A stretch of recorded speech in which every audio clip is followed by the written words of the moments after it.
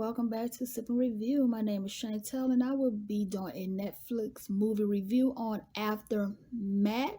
This is a popcorn review. Please check out my other playlist of all of my popcorn reviews, as well as subscribe to my channel. Hit the bell to be notified whenever I post a new video. Also, check out my website at SipNReview.com, where you may purchase merch, as well as contact me and read my blog posts and listen to my podcast. Let's get started. So a quick recap on what the movie is about. The movie is about a woman that attempts to save her marriage by moving into the home that her husband wanted them to move into as a way to somehow repair their marriage. So they encounter disturbing events that reveal the house's troubled past. So this is based on true events. A woman and her husband was murdered in their new home. So the cleanup crew was there cleaning up the brains off the wall where the couple was found dead. So Kevin is the husband, right? And he is the one that was there cleaning up the house with his cleanup crew. And Natalie's husband, Kevin, is finding it hard to have sex with his wife because she cheated on him. And the couple is going to couples therapy to help Kevin cope with her infidelity. Kevin asked Natalie about moving into the same house where the couple was murdered. And what happened was the husband killed his wife and then he killed himself. Natalie told Kevin's husband that Natalie told her husband that she didn't want to live in the same house where someone's brains was scattered all over the walls, and these are her exact words. Then Kevin told his wife that he didn't want to live in a house where his wife gave someone fellatio in their bed. Natalie told Kevin that she cheated on him because he stopped giving her love and affection. Kevin had been sleeping on the couch for months, so they were not having sex for months as well. Natalie agreed to move into the house where there was a murder-suicide because she figured if she done this, things would get better in her marriage and her husband would someday forgive her for cheating on him. Moving on. So the house is gorgeous. It's a nice looking modern home. The problem is that Kevin don't want to forgive his wife for cheating on him. Maybe this fresh start, as they're calling it, will repair some part of their marriage. Robert didn't want to sell the house to them at that cheap price. And his sister was like, you got a deal if you're willing to throw in another $20,000 more than your asking price. Now you have to realize that this house has been on the market for a long time because people know that it was a crime scene. So this is why he was able to get the house for less than what they originally set the price for. So the couple happily accepted the price. If only they knew what's in store for them. Shaking my head. Danny is Natalie's sister, and she started hating on their new house as soon as she walked through the door. She was like, oh, so that's where he murdered his wife? This is a nice backyard. Enough of room to bury some bodies. Shaking my head. Danny is a mess. LOL. She said, this seems like a lot to go through to get laid by your husband. You know her husband has been keeping a D from her ever since she cheated on him.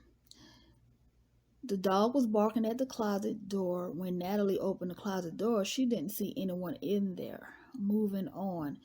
Suddenly, it got really cold in the house when Kevin got up to go walk the dog. The temperature dropped down to 31 degrees. Yep. It seems like there's a ghost present and the dog saw it. Odie is their dog's name, by the way. Kevin's wife heard someone come into their bedroom to use the bathroom. Yep. At this point, I'm thinking it's definitely a ghost. Kevin didn't see anyone in the bathroom when he looked. Okay, so let's sleep with the bathroom light on.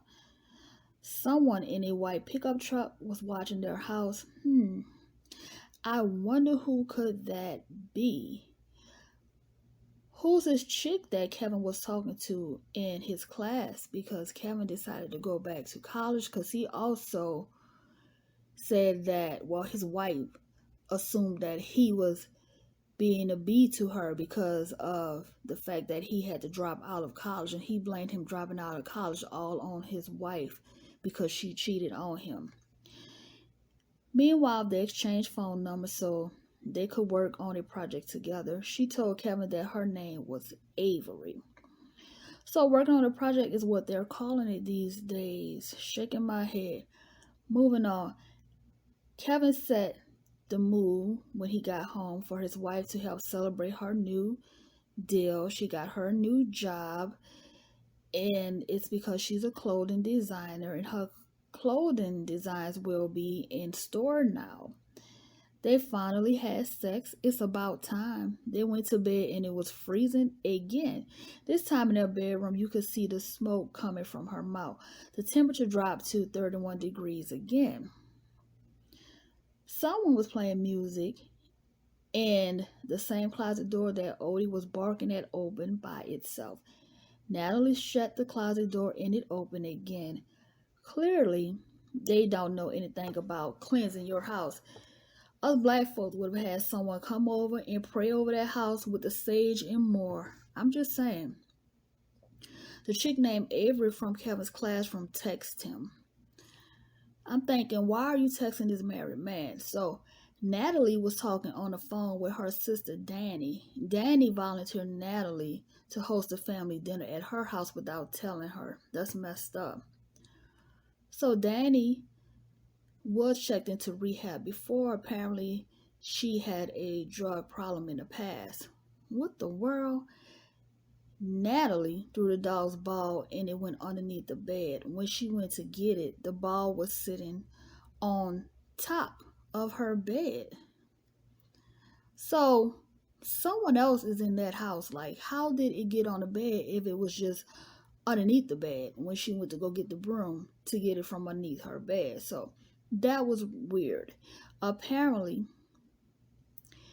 Natalie bumped into Nick at the restaurant, her old fling that she cheated on her husband Nick with, okay? So we're at the part where Natalie thought that she was having a business meeting at the restaurant, because she got this new deal where her clothing would be in the store.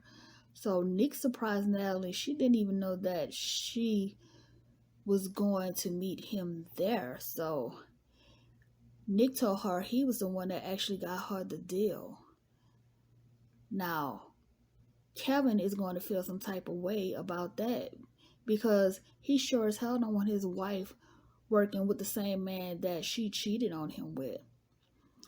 Meanwhile, Kevin was doing his homework with Avery, and Kevin told her that his brother died.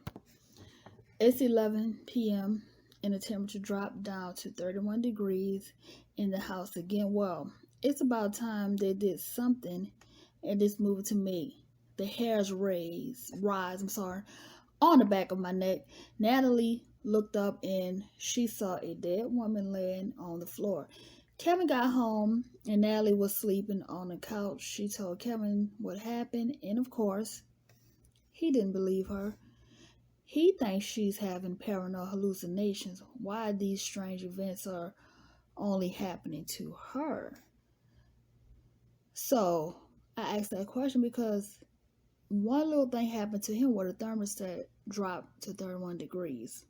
But it seems like more things are happening to her when she's home.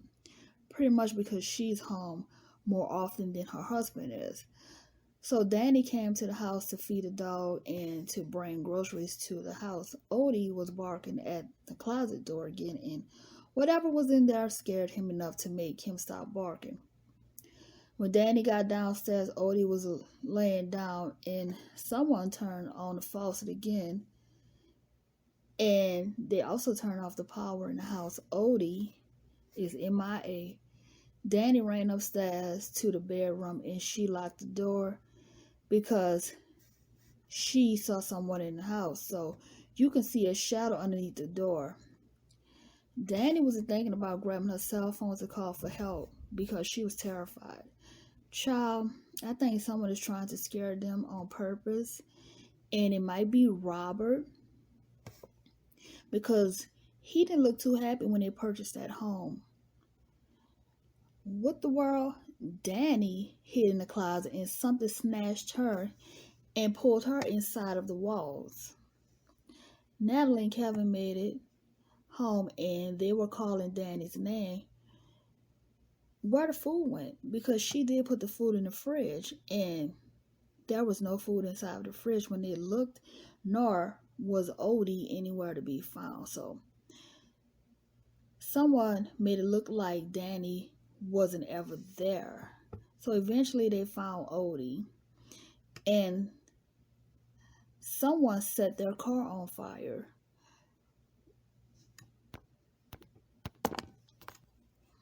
While she was inside arguing with her mother because her mother came over to visit them and they was having a conversation about her sister and the way that her mother wasn't there for them as kids growing up.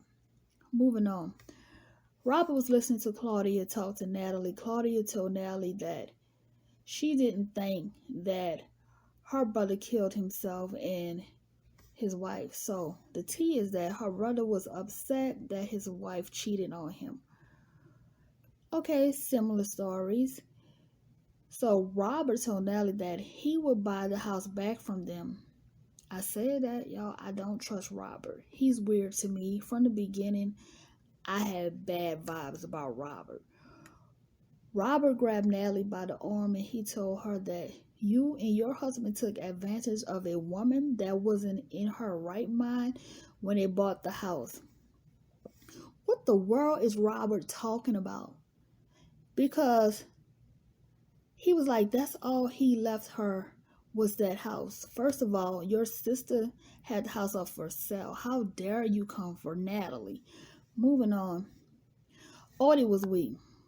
They took him to the vet and the veterinarian told him that Odie digested a poisonous toxin that's affecting his heart. And she was like, it's really bad. Like, there's really nothing we can do for Odie because he is suffering. So they had to put him down, unfortunately. So maybe whoever was in their house put some poisonous in a dog's food, something or whatever. I'm thinking that's how he consumed his poison. Or maybe when he was at the door barking, this could be the time when the man probably stuck him with some type of needle, or whoever was in the house did something to him. That's what I was thinking during the time when I was watching this, because remember, the sister saw someone in the house and she heard them and she ran upstairs and somebody snatched her. So something happened. So maybe that's the case. When the hell is Natalie going to call her sister? She don't know if she's dead or alive. So it's been a while since she hadn't spoken to her sister. She didn't even call to check to find out like what was going on. She didn't call to confirm if she ever came over to the house. She just automatically assumed that her sister did not show up and she was just mad with her, which is why she didn't call her at all. Natalie told her husband that she's going to be working with her ex-side piece and he didn't take it well. So they're back on bad terms. Kevin finally installed cameras in their house after another break-in attempt. Moving on. It's the next day and Natalie was asked to have 12 samples of her clothing designs prepared for the clothing rack, and she didn't have it done. She was given 2 weeks to get it done. Her boss gave her 1 more week to get it done. Kevin was on his job throwing up nonstop. Natalie was talking to Nick on the phone, and she told him that they had to put their dog down, and that's why she don't have any of her work done. So this is the reason why she didn't have the clothes done, because she was grieving over the loss of her dog. Natalie thought Nick sent her flowers to her house, and it wasn't him. Someone has been taking photos of Natalie while she's asleep. Really? So Natalie jumped in the pool to get away from the person that broke into her house, because while she was on the phone with Nick, someone, the same person that was in the house when her sister was there and disappeared, was in our house as well. So this is when she ran into her bedroom trying to escape, and she could see the shadow underneath the door as well. So she jumped in the pool, and she fractured her wrist doing that. So when is Natalie going to tell Kevin about the conversation that she had with Robert? Meanwhile, Kevin went down to the police station to get some answers, because he was like, someone broke into our home, and he was trying to find out if they had any information. So the police looked at the camera footage to see if he could find some answers. Someone made the cameras look like no one was at the house, so it appeared that Natalie was in the home by herself, okay, and she was just tripping. So meanwhile, it's the next day, and they were at their therapy session. Natalie finally told her husband about the conversation that she had with Robert. Shaking my head. So, woman, you withheld this important information, which is also some important information that you could have told the police, and he could have been a suspect all along. Natalie is too secretive. Kevin got sick suddenly. So that was this type of drug. I think they said it was called Mariam. So now someone poisoned Kevin too, just like they did the dog. That's why he kept on throwing up at work. Really, y'all, I'm convinced that it's Robert doing this now. The police thinks Natalie is the one that poisoned her husband. You know, they will always look at the mate, okay? It's either the wife did it or the husband did it. That's the first suspect. So that's where we're at now in this movie. So Robert hired a man to come to Natalie's house. So he posted an online ad with Natalie's address. What the world? So the man came there thinking that Natalie was some woman looking for sex, okay? And first of all, why did her crazy tail open the door up? First of all, you have all these strange events going on in your house, and you thought it was perfectly fine for you to open your door and stand there and have a conversation with a total stranger? Girl, bye. So Robert has been arrested because they tracked the ad post back to his IP address. Robert did all of this just to scare them off from purchasing the house, and he nearly had Natalie assaulted. Pretty much nearly had her raped. So Kevin is 38 hot. He might drag Robert, okay? Let's not forget that Robert killed their dog, and he poisoned Kevin as well. Shaking my head. What the world? So now we find out that Robert is in a lot of debt. So the house was the only thing that was left for him to sell to get out of debt. I'm still waiting for them to say what happened to her sister Danny. Natalie told Kevin that she wanted to separate from him for a little while because she's stressed out. Kevin was studying with Avery, and she told him to go home to his wife because Natalie left him a voicemail apologizing for what she told him last night. Meanwhile, Natalie was soaking in the tub, and Kevin called her on the phone. Apparently, somebody texted Kevin, and they told him not to come home. That's what he told his wife on the phone. I didn't come home because you told me not to. And Natalie was like, I didn't text you and tell you not to come home. And she checked her phones to see if it was her that texted him. You know, she thought maybe she was tripping. And it really was not her. OMG. It's a good thing that Nellie set up her own cameras in her bedroom, because she went to grab the camera to see if there was anything that could prove to her that she maybe did text him and just didn't remember it, or if there was anything out of the ordinary. And she discovered that someone was watching her while she was sleeping. So that's pretty scary, okay? So that explains the photos of her while she was sleeping. So somebody is in her house. So was it her sister? But it really didn't look like her sister. So now I'm like, I don't know who this could be. Whoever it was, you could look at their nails and see that this is the person that has been scratching the walls with their nails, because you could see the scratch marks in the closet. Okay, so apparently the previous owner designed the home from the ground up, and he built a secret room underneath the house. So he snatched Natalie while she was looking at the camera and dragged her downstairs. Well, shut the front door. The person that's living underneath the house is the same man that built the house, Eric. But he's supposed to be dead. Where's his wife?